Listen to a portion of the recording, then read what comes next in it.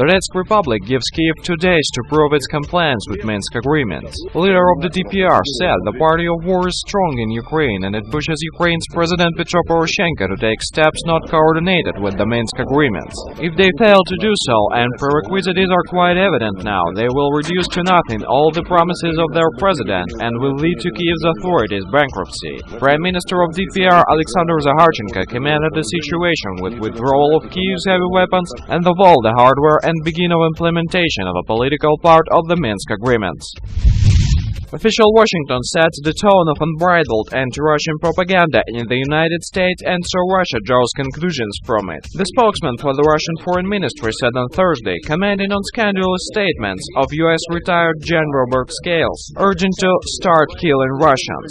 U.S. certain military and political persons who began to kill in Vietnam like General Robert Scales cannot just stop and calm down, Alexander Lukashevich added.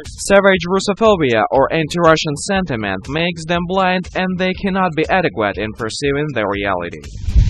A military analyst has told Fox News that the only way to turn the tide in conflict in eastern Ukraine is to start killing Russians. On Tuesday, Fox News channel aired a segment featuring Robert H. Scales, a former United States Army Major General, who shared his own plan to settle the Ukrainian crisis. The recipe is simple: kill the alleged Russian soldiers roaming eastern Ukraine. If you didn't find phantom Russian soldiers, kill locals because they could be Russian soldiers.